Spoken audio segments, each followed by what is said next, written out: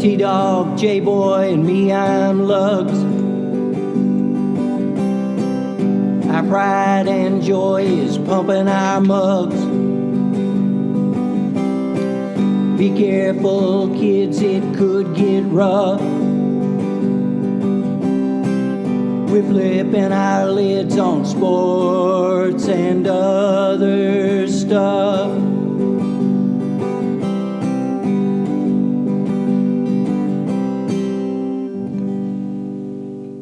Coming to you from Bill Belichick's 300th game hoodie, this is Lugs. I'm J-Boy.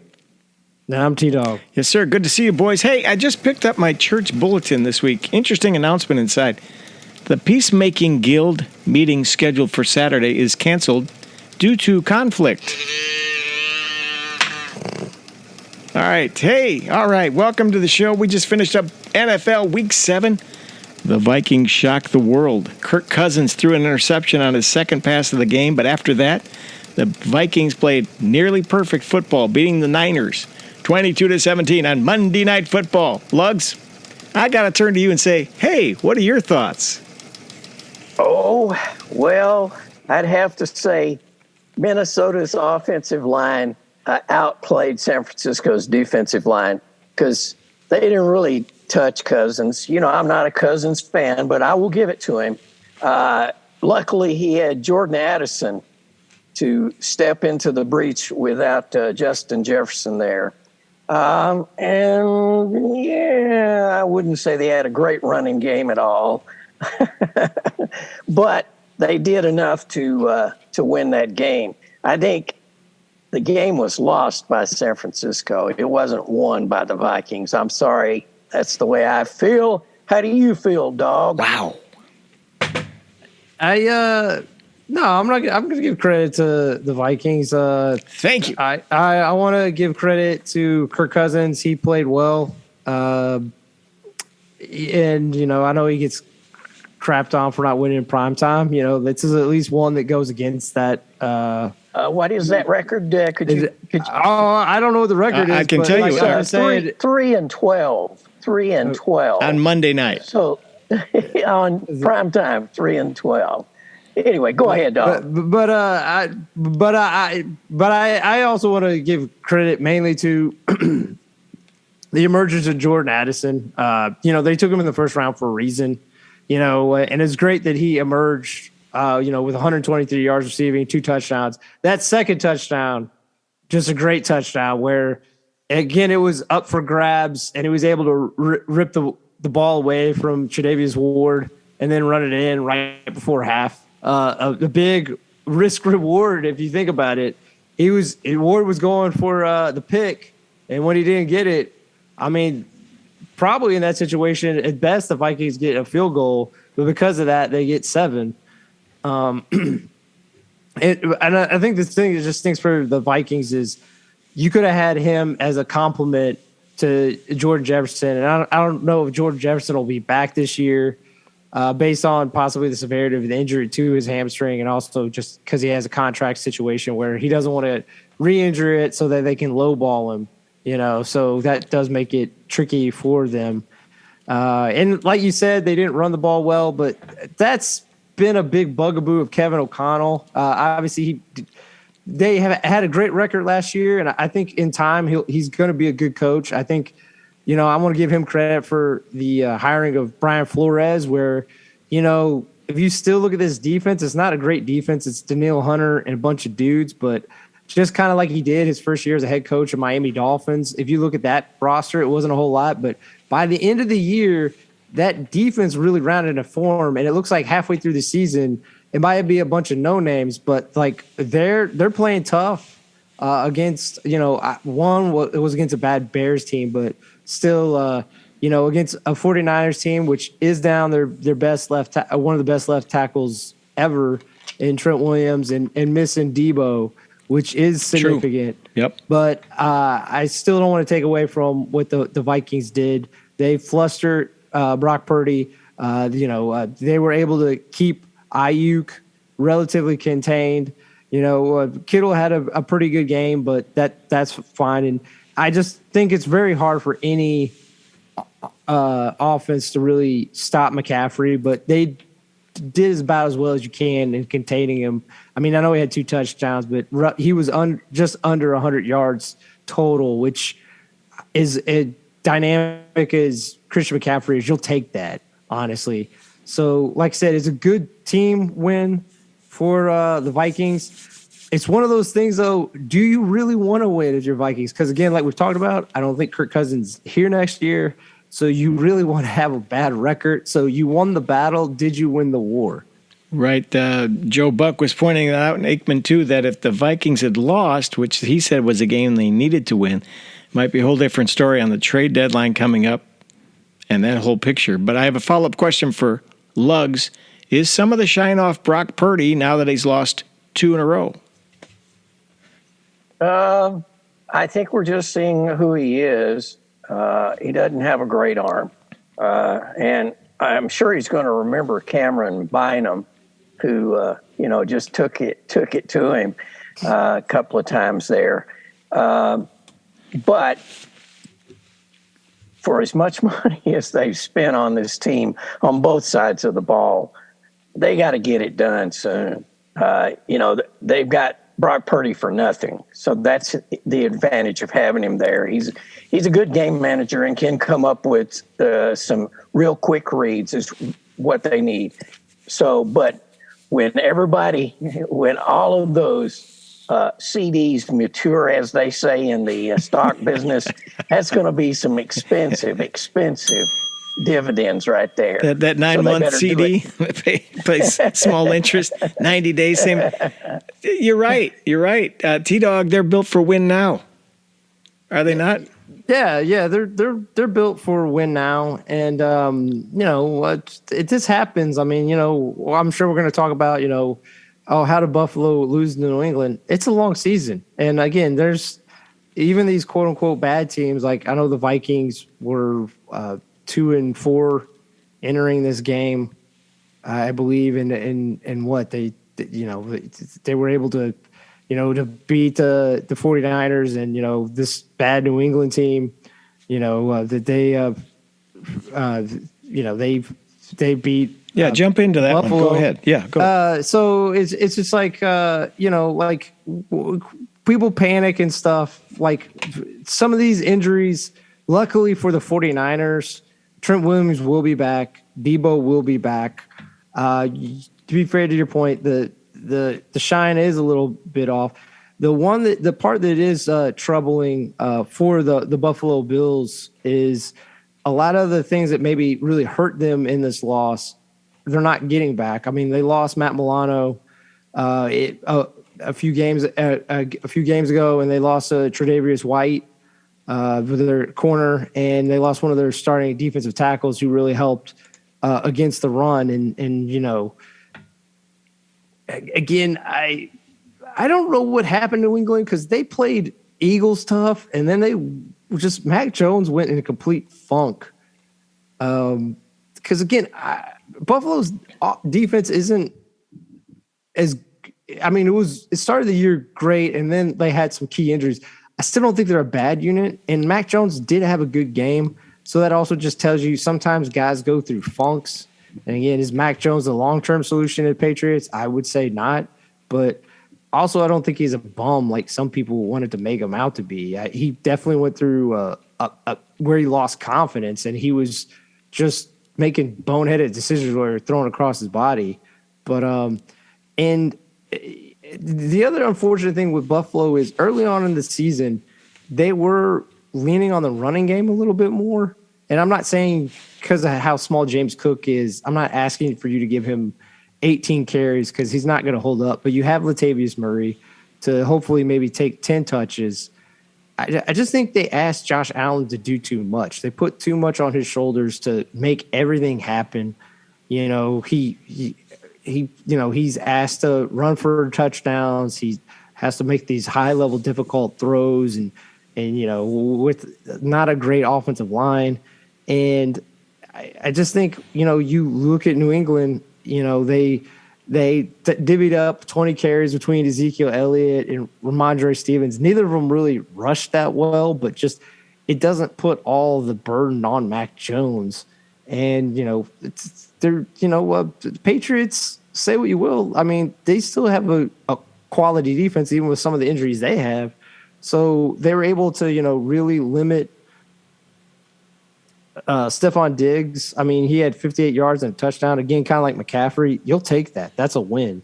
And, their rookie, Dalton Kincaid, he had a fairly big game. But overall, they were really able to quell that offense. And, Mac Jones being able to drive on that defense of Buffalo, it kind of shows you some problems. And like I said, unlike the 49ers, some of those guys are not coming back for Buffalo. So they're going to have to really compete with some better teams, particularly with how KC's playing right now, considering how the Ravens played last week or last Sunday. Mm-hmm. It's a whole new world for Buffalo. And that's why, we do these, like we did the quarter a look in at the teams, but like once it gets to weeks 5 through 8, it's a different, you can't go by week 1 through 4. 5 through 8 are different kind of ball game. Lugs, you've talked about Josh Allen taking on too much. Another example of that this week? Yeah. I just wish they'd change up their offense, period. They've never been able to get a running game going. It's Josh Allen to Stephon Diggs, or Josh Allen takes on the whole defensive backfield. He'll get past the frontline guys. And I'm telling you, I keep saying it, but he's a big dude, but we've seen it before. I mean, Roethlisberger, huge man. He couldn't take those licks, and it finally just caught up with him, and he fell off a cliff. And they need, I hate to say it, but they need an offensive coach or an offensive coordinator that can come in and really find a running back, find a good tight end, and so he'll have some targets. Same thing with Mac Jones. Jesus, I've never been a big Mac Jones fan, but he's got nobody. I mean, nobody. Maybe that one kid, what's his name? Demario Douglas, maybe? Yeah, he's had problems staying healthy, but Demario Douglas definitely has the quickness that you want to see. And even though this guy athletically doesn't show a lot, Kendrick Bourne has been good for them. So I just want to give props to Kendrick Bourne. Again, he's not going to be a starter on most teams, but he's a savvy, crafty type player. That's what he is. I mean, shocking New England with a savvy, crafty wide receiver who's not super athletic. But he is good. But to be fair to your point, they need someone with juice, and hopefully Demario Douglas can stay healthy and become more a part of the offense, because they need someone with juice on that offense. Because, like you said, like Mac Jones, like we said, I don't think he's a long-term solution, but I don't think he's a dud. And they're not going to go to Bailey Zappi. This is no offense to Bailey Zappi. When you cut a guy before the season, you can't tell me you have a lot of faith in that guy to like bench Mac Jones. So. All right, I got a little trivia for you, T-Dog. Here we go. You have to go back to 2004 in Bears history when Craig Krenzel made his NFL rookie debut with a win, just like Lugs, rookie QB Tyson Bagent making his first career start. Not much was expected of the Bears' offense on Sunday, but they put on a show, baby. Bagent was efficient, threw for 162 yards and a TD. T-Dog, he is the future. Let's go. Come on. Okay, I'll give you this. Justin Fields, who? He's a future for the next 2 to 3 weeks before Justin Fields comes back. Short-term future. And yeah, short-term future, maybe long-term backup. Like I said, I like Tyson Bagent. I know it comes off that I would like talking to J-Boy away from this show. It's not that I dislike Tyson Bagent. It's just. One thing that was telling in this game is right before half, J-Boy, what happened when the Bears were on offense? I don't remember. I'm not going to repeat what I saw. Okay. The Bears needed to throw a Hail Mary, and what did they do? Do you know, Lugs? I don't think I know. No, I did not. This game I did not see. I just saw the highlights. Right before halftime, they needed someone to throw a Hail Mary. So their backup quarterback, Nathan Peterman, came in. So what does that indicate to you all? If you have to bring a backup quarterback to throw a Hail Mary? Well, he can only throw a 5-yard pass. That's the thing. And that's why, like I said, I don't dislike Tyson Bagent. Like, best career outcome is what he's Seth Pennington. Like, hopefully, Seth Pennington level. Oh, Seth Pennington. Chad or Chad Pennington. Seth. Sorry, I was thinking. That was his brother. Chad Pennington. He played D3. Yeah, D3. Yeah, he did play D3 too. D2 was Tyson Bagent, but That's right. Chad Pennington. That's right. Like, again, he's got mobility. And the one thing I will give you, J-Boy, just so you know, I'm not hating on your boy Bagent.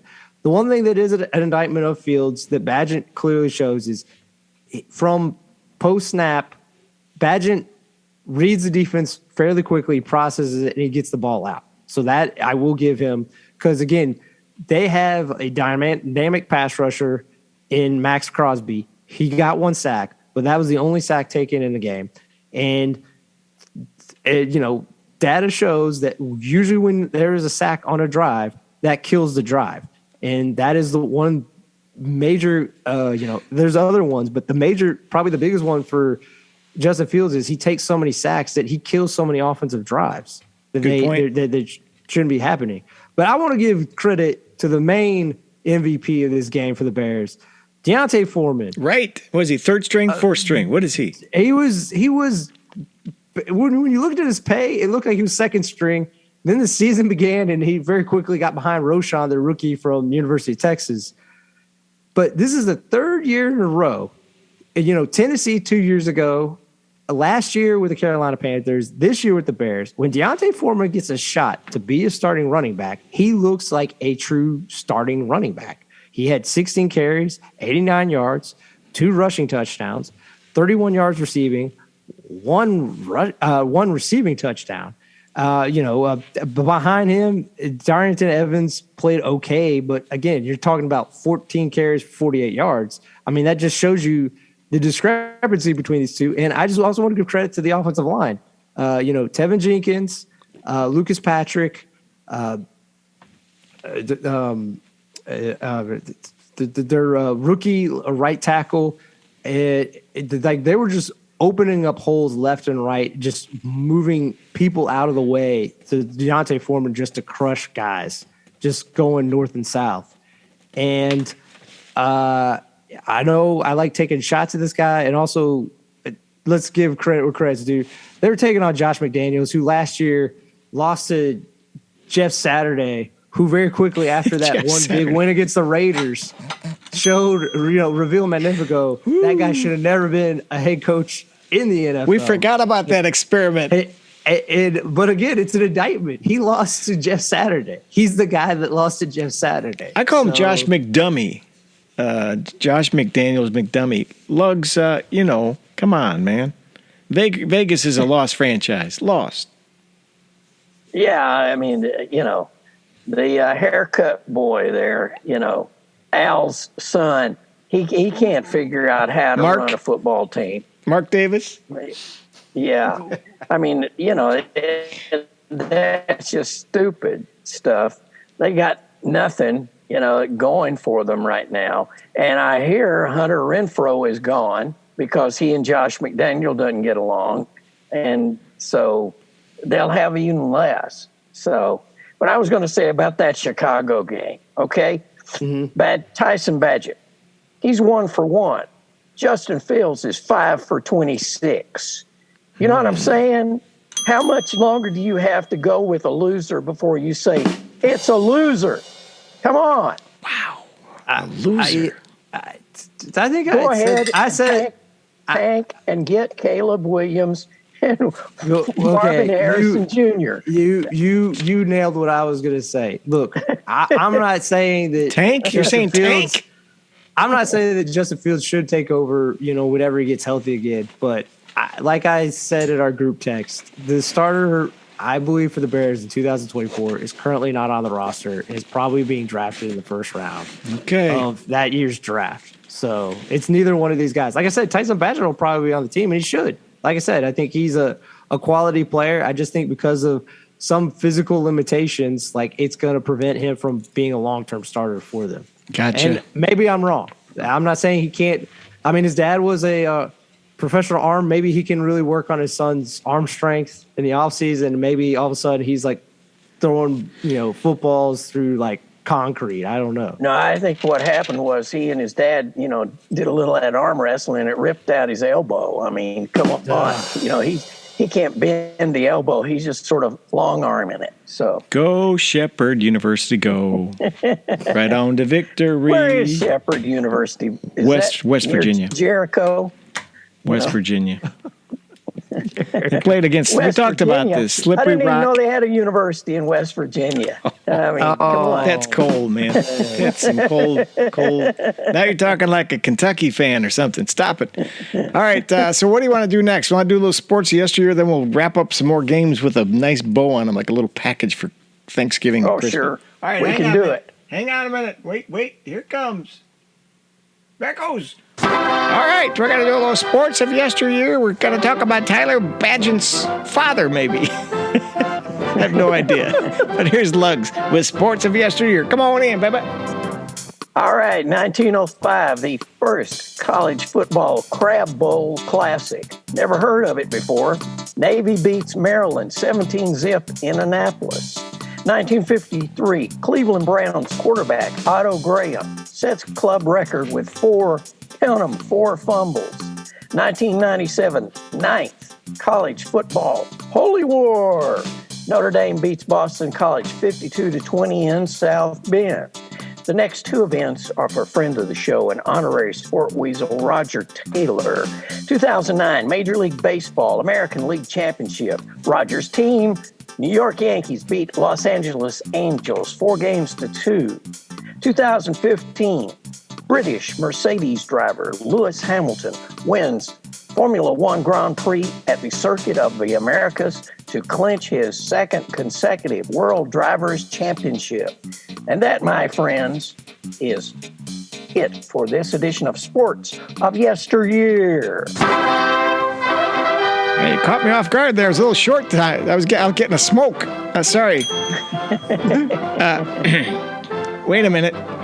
Yeah, that's what I was doing. All right, friend of the show, Roger Taylor. We're back to that Lewis Hamilton stuff again, man. You always throw that at us and we don't know what you're talking about. I don't follow that stuff. F1, F2, F3. There was cricket, but I figured that would bring about crickets in the audience. Chirp, chirp. Well, and see, F1, I'm looking at my keyboard here. I got F1, I got F2, I got F3 right on top of here. Is that what you're talking about? Well, it's Formula One. It's those guys with the funny tubular cars. Yeah. So. All right, so that's sports of yesteryear. Thanks for that, Lugs. T-Dog, give me a game you want to hit on that we haven't talked about yet. Well, I hinted at it. We kind of have been talking about this team for a while where they've been winning, but it feels like they haven't really hit it on all cylinders. But last Sunday, it looked like the rocket ship finally took off. The Ravens versus Detroit. Lamar has been playing well this year, and they should have won against the Steelers because Lamar has been playing well all year. But for the most part, his wide receivers have been letting him down. And luckily, that did not happen against the Lions. And Lamar threw for 357 yards, 3 passing touchdowns, 36 yards rushing, 1 rushing TD. They had their way with the Detroit Lions team that maybe they're missing a few guys on their defense, but still they have a great defensive line. They have some guys that are playing well on defense. Overall, their defense has played well this year. They made them look like it was an exhibition game of varsity versus JV. And I just think, some people might be like, oh, well, this is where they just hit a peak. And I'm not saying they're going to hit this peak all the time, but another way to look at this is his offense maybe finally coming into focus, and they're going to operate around this level, maybe slightly below this from here on out. And if that's the case, AFC in general is being put on notice, because if you're getting Gus Edwards to get a catch, I mean, this man has like frying pans for hands. Usually, they don't usually target Gus Edwards. He gets a catch And, the Gus Bus, I mean, literally his nickname is the Bus. Get on the Gus Bus. He took one catch for 80 yards. So if that's happening, like everyone's in trouble. And it just feels like the rookie Zay Flowers, who has been a prominent part of their offense all year, like he's starting to take off. And again, Odell Beckham is never going to be the guy that he used to be. But as long as he's just solid, as long as Bateman, who's probably never going to live up to his first round draft pick a few years ago, as long as, again, he's just solid with Nelson Aguilar, with how Mark Andrews has played since he's been drafted as a star stud tight end, mixed in with that defense that's going back to last year, once they made that trade with the Bears for Roquan, they have been stymieing pretty much everyone. So you have this new offense with Lamar and Todd Munkins, the new offense coordinator. Like, if this offense is elevating their points per game and they're staying stingy since McDonald took over last year, and particularly after the Roquan trade, if those two things come together, they're all of a sudden one of the top tier teams, like really in competition to make the Super Bowl. So, Lugs, the Ravens are who we thought they'd be, with OBJ as a decoy, Roquan Smith, defensive MVP for them. You like them, Ravens? Oh, I do. Yes. They've got good quality players. And, Dog, you're right. Some of those passes, I don't know what more that he could do, Lamar could do, other than just walk over and put it in his belly or something. But they've dropped anyway, they're all rounding into form, and they all appear to be fairly healthy. I mean, everybody's nicked up at this point in the season, but they appear to be fairly healthy. So in the AFC, they've got a shot. They've got a real shot, because the Bengals, I don't know. I just can't. I can't get behind them this year, and it's one of those things where it's good to watch. It's fun to watch, and think about it. They scored touchdowns the first 4 times they touched the ball. I mean, seriously, what's the defense doing? But let me say this about that. AFC North, if you look at it, though, I mean, top to bottom, you're only 2 games of separation of first place and last place. I mean, the league is starting to flatten out a little bit. I think that's the one takeaway I have from this week. Yeah, no, you're right. I mean, yeah, Cincinnati is at the bottom, and I'm more bullish on them than Lugs. But I mean, look, I mean, Cleveland, even with the whatever the hell, I mean, we might not even get into this game, but whatever the hell is going on with Deshaun Watson, they're still winning games. They beat the 49ers. They beat a very game Colts team, last Sunday. With some bad calls helping them, though. Bad calls. Very bad calls. Yeah. But, like, with P.J. Walker at the helm, where, he made some throws. But, look, let's be fair to these backup quarterbacks. He played mediocre to fine as a backup quarterback. He wasn't bad. He definitely wasn't bad, P.J. Walker. He wasn't even good. But, like, he played well enough. And just Myles Garrett, it feels like this is the year Myles Garrett is finally solidifying. Like, I am getting a defensive player of the year. Mm-hmm. It feels like that type of situation. What do you have? A couple of fumbles, a block kick, and I mean, it was pretty amazing. 2 strip sacks and a block to field goal. Yep, in the first half alone. Yep. Yeah, and we'll get to that game. I just want to finish up, just like the 49ers and the Buffalo. I guess to put a bow on the Baltimore Lions game. People want to be like, oh, well, the Lions are revealed to be frauds. I don't think they're frauds. This is a 17-game season. Yep. There's unfortunately sometimes you get off the bus late and kind of like Lug said, you're down 28-0, and then you're in panic mode. And the home and away splits for Jared Goff, particularly when he's not playing in a dome, it usually indicates like he has a chance to play bad. And let's also be fair to the Lions. Their rookie running back, Jahmyr Gibbs, played well, but David Montgomery is the engine of that Lions offense. They want to kind of punch you in the face and pound you and ground you and, make you suck up so that Goff can go over the top to Amon-Ra St. Brown or Jamison Williams or Laporta. So that changes up the dynamics on how they play on offense. But yeah, I mean, if you all want to go to the Cleveland game, Yep. I think my main takeaway in that game is it was definitely the craziest game. I think we could all agree on that. It was the craziest game, and Gardner Minshew, he's a quality Fumble machine. Was he had 7 fumbles in 2 games? Come on. Yeah, he's a quality. I mean, he's a quality backup because you watch he can distribute the ball fairly well, and I want to give a lot of credit to Shane Steichen. It looks like they're starting to get Jonathan Taylor going, so that'll be good for them. They'll win some games here down the stretch.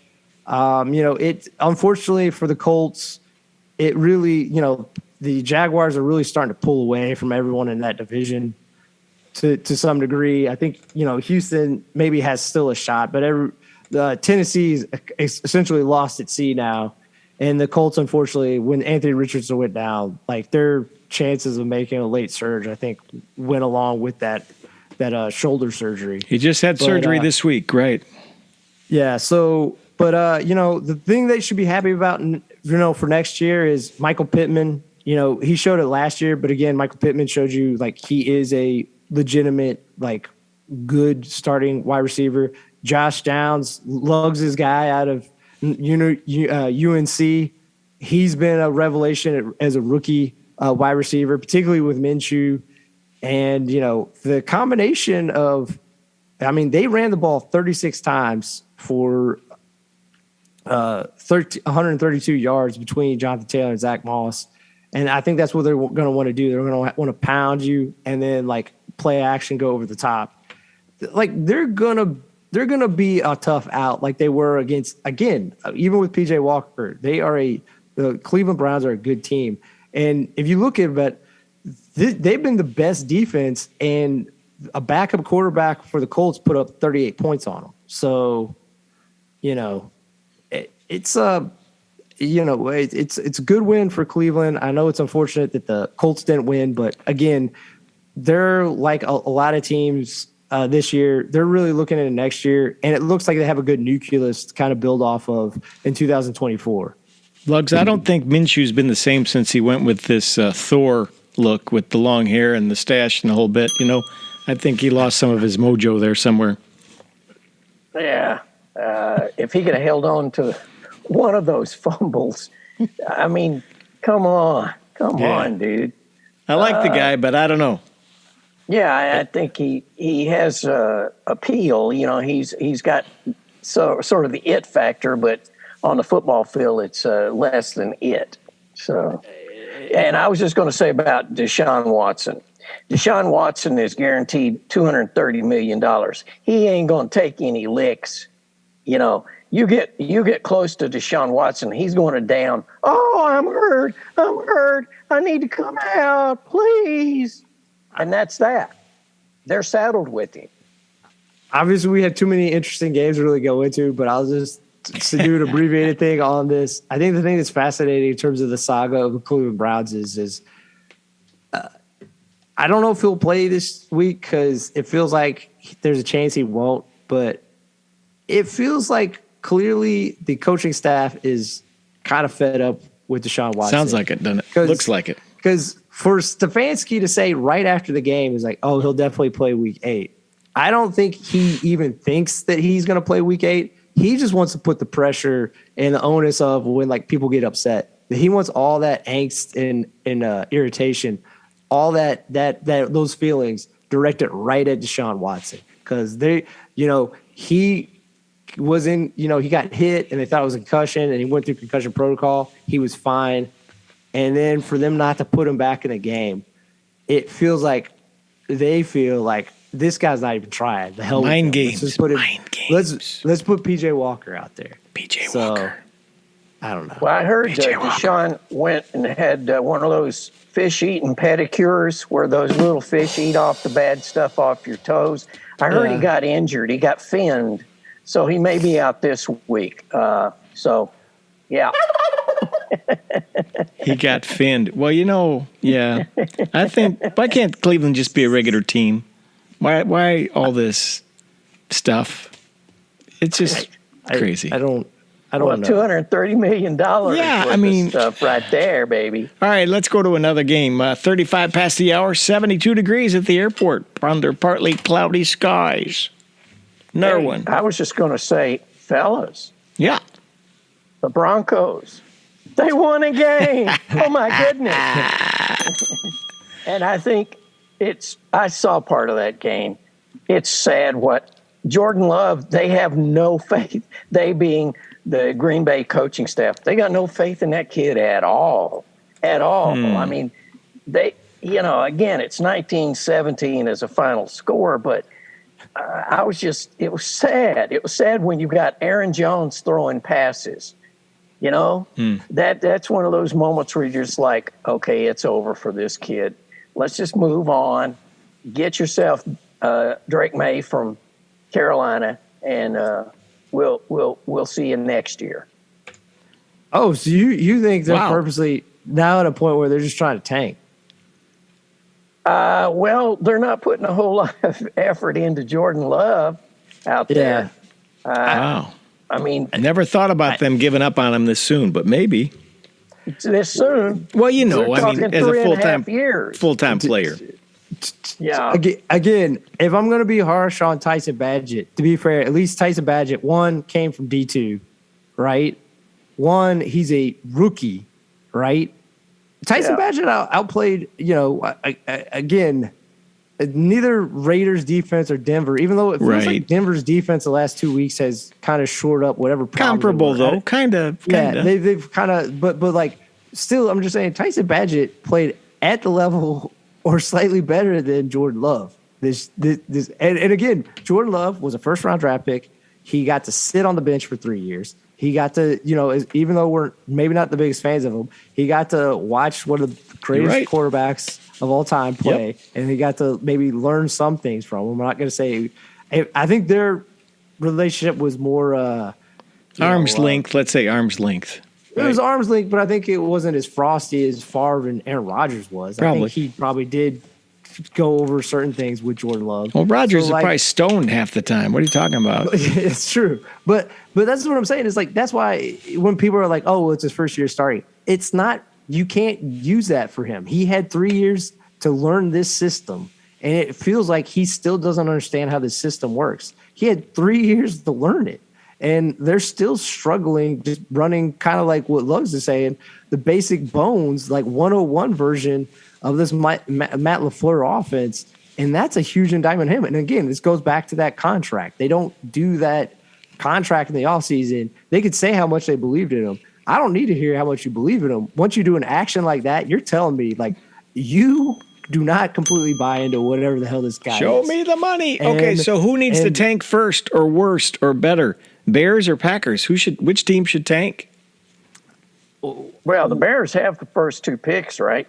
Not anymore because Arizona only has 1 loss, but they do have the first overall pick with the Carolina. Right. So, but to be fair to what J-Boy is saying, they have 2 bullets in their chamber. They have their pick and Carolina's pick. So if they get lucky enough, the first overall team has like a potential long-term quarterback in place. The Bears have enough ammunition to package to go up to first to get Caleb Williams or Drake May. Interesting. So, but I never thought about the Packers needing to make that drastic a move until you talk about it right now.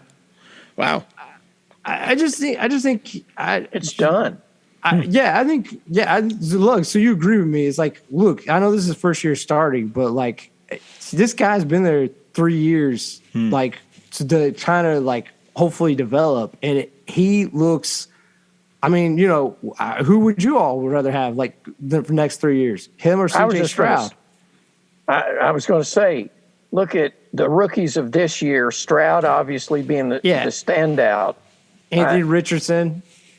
Yeah. Either. Mm-hmm. And again, I know I haven't. I haven't been the biggest fan of Bryce Young, mainly because of his size. I at least know he can play the position. I think when he's healthy, Bryce Young's going to be good. You know? Yeah, and when they get some more people around him, I mean, let's be honest, Jordan Love has good folks around him. You know, those receivers are very young and inexperienced, but they're good receivers. The running backs, I mean, he's got it, and most importantly, he's got a hell of an offensive line. Well, they've lost some people, and you know, like we talked about, like Aaron Jones was great in his first game, week 1 against the Bears, but he injured his hamstring that one. He hasn't been. He played in this game, but he still doesn't seem like he's right. And you know, he's a 28-year-old who suffered probably a severe hamstring injury. I don't know if he'll get right this year, but I mean, they need him to get healthy. Yeah, diversion. So, Yep. And if he can, then maybe they can win some games. But to be fair to what we're talking about, maybe they should try to offload Aaron Jones to a good team and just try to like eat it this year. Interesting. Okay, hit us with another one. We got a little time left in the old program. Go ahead. Hey, I think we need to talk Philadelphia, Miami. Yeah. I think for the first time, I think Mike McDaniel got totally outcoached in that game. There were moments where it was just the wrong play called at the wrong time. It was like Philadelphia knew, and the guys who were commentating on the game, they all said that Miami's offense is based on the C gap, which is outside the tackles, and they blocked those. If you notice, it was just a good plan by Philadelphia. What I took away from that game also is Jalen Hurts is not 100%. There was one run there where he needed the first down and he got it, but he was dragging his leg. So there's some issue. But I got to say, I love the scrum. I mean, it's just the tush push. Jalen Hurts is made for that, right? Because he purportedly can leg press 600 pounds. So, I mean, you just put a couple of big old boys in front and a couple of behind, and he's like a missile. It's like a Caterpillar crazy. tractor, ain't it? Yeah. Grind and it I up. was also in that game. Tua, man, that boy can spot a ball in a small space. He really can. So Miami, they got to have some running game, something. They've got all that firepower on the outside, but you can figure out, these are professional players. They can figure out how to shut that down. I mean, Tyreek had a couple of moments, but other than that, they didn't really have that much. What do you think, Doc? Yeah, this is the Dolphins are really fascinating because they put up so many huge point totals against a lot of teams, but their two losses, they were beat by 2 scores, both by Buffalo, who for the most part dominated that game. And they were fairly competitive with the Eagles, and the Eagles pulled away to a two-score game or lead late in the game. But the one thing you should take to mind if you're a Dolphins fan is the personnel that the Eagles and the Buffalo, when they were healthy at that point, they're not the same team anymore. Those teams have such good personnel in terms of players that Miami's not usually going to face teams of that nature. Now, still, maybe they've taken advantage of teams that are below average, maybe, but Tua had like by his standards, a mediocre game. He played fine. Tyreek, it's crazy to say this. Tyreek was contained with 88 yards and a touchdown just because feels like he's been averaging like 130 yards receiving per game. Like he's just that dominant. And again, the Eagles have enough guys in terms of their defensive line and also just depth of that defensive line that they were literally able to control one of the big things that's really helped Miami besides Tyreek Hill, just them being able to get their runners out in space. Like you said, Lugs, like they didn't let them attack outside. So like that didn't allow Raheem Mostert to get going. And obviously A-Chain is still on IR, and Jeff Wilson, even though he played in the game, he's still getting his legs under him, so they didn't really use him a lot. So, like, again, kind of like the 49ers, if I'm a Miami fan, I'm not panicking. If I'm an Eagles fan, anyone that like worried about them losing earlier on, like this is still like one of the top NFC teams. Like they have a lot of depth on that defense, and only one loss. Yes, and Josh Sweat had two. Josh Sweat had 2 sacks. Nolan Smith, the rookie, had 1 sack. Fletcher Cox and Jordan Davis split a sack. They're going to be in the mix down the road, and hopefully, it's kind of like what Lug said. Like, hopefully, they can maybe offset the tush push a little bit, just because they need Jalen Hurts to be healthy, because that hurt them a little down the stretch of the regular season. And but I also just want to give credit to, if we're going to talk about how Tyreek has been phenomenal, after like starting slow week 1 and 2, AJ Brown is just on a tear right now. And I don't know how many DBs are going to stop this man. It's because he has some speed, but mainly it's just he's so big and he's so strong that most DBs are not going to be able to tackle this man in open area.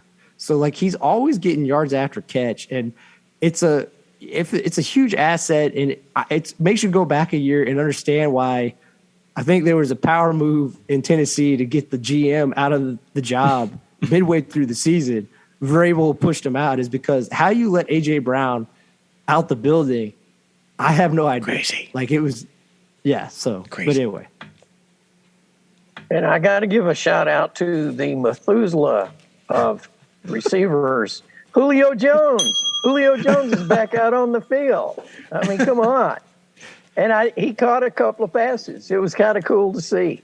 So, well, last tidbit from this game, we've seen over the last few years, like teams being able to kind of revert back to either their old uniform or a variation of their old uniform, like the Chargers with their powder blue uniforms, and Buffalo having getting back their old white helmet when they had that blue helmet for a while. Let me just say this, and I'm sure there's a lot of people that agree with me on this. Let's get the Eagles back to their regular colors being that Kelly green. That was just so awesome to see. You like the old logo too. Again, not that the new one is bad. It's not. It's just that the old one, just that color's unique.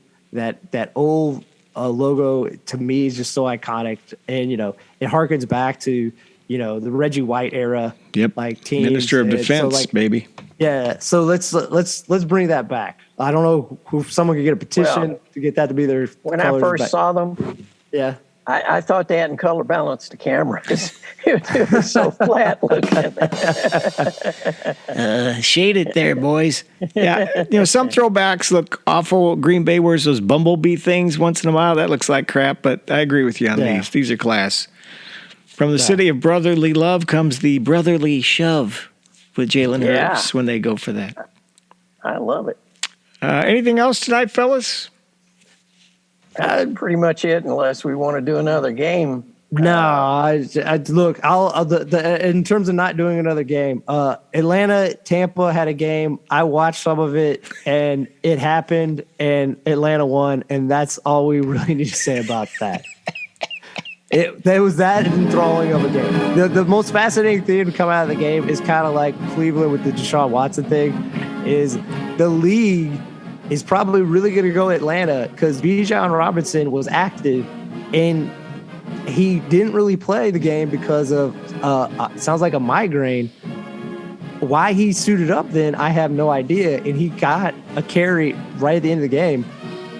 Obviously, NFL has really covertly, they always embraced Las Vegas. Now they're overtly embracing it. That's why, this is a big deal. And, there might be some penalties that are coming Atlanta's way because of this. So that's the only takeaway that I find fascinating from that Atlanta-Tampa game. That's all you need to know. All right. I think that'll bring to a close this episode. Wait. I have. Go. I did see a photograph and I have Travis one too. Kelce and Taylor Swift kissing. So That really will get the Swifties all Twitter, as it were. Well, plus Brittany Mahomes and the handshake dance chest bump thing too. That was a little out of control. Yeah. One rest in peace this week, fellas. Richard Roundtree. Yes. Shut your mouth. Oh, John man. Shaft. He passed away at age 81 after a battle of cancer. Come on, Shaft. Yeah. You can do it. He was One bad. Bad mother. Shut your mouth. It's Quincy Jones, right? Quincy Jones song. Quincy Jones, yep. Yeah. And he was great in even the remakes with Samuel L. Jackson, where it was kind of a straight up. And then they did a comedy spoof, actually, I think in 2019. So, R.I.P. Well, and the remakes, he finally got paid a little money because that first Shaft, I think they said he only got $150,000. Think about that. Now, it was a long time ago, but. And one of the greatest theme songs of all time, only is Quincy Isaac Jones. Hayes. Isaac Hayes, baby. yep. And Quincy can write, and absolutely, 100%. Well, without question, that's one of the best. Okay, anybody else rest in peace in tonight? That's it. No. Just us. Yeah, we're going to close this off. This has been Sports and Other Stuff, brought to you in part by Austin Chiropractic. Remember, if you've had about a week back, stop in and see Doc Austin and his newest employee. We know the guy. His name is Fish. And this week, with the birth in 1940 of the volatile coach, Bobby Knight, Fish is hosting a They Don't Make Them Like That Anymore, and thank God they don't event to celebrate the general's arrival on planet Earth. There will be cursing contests. The winner will be the person who can string together the longest grouping of curse words in one breath. Fish and his pal Justin Time will judge a chair throwing contest. Speed and distance will be measured. Come on down Saturday, 1 p.m. Entry is $20 with proceeds going to Coach Knight's favorite charity, the Three Stooges Memorial Fund. Come on down. This has been Sports and Other Stuff, chair throwing optional. We'll catch you again next week. So long for just a while. Bye-bye now.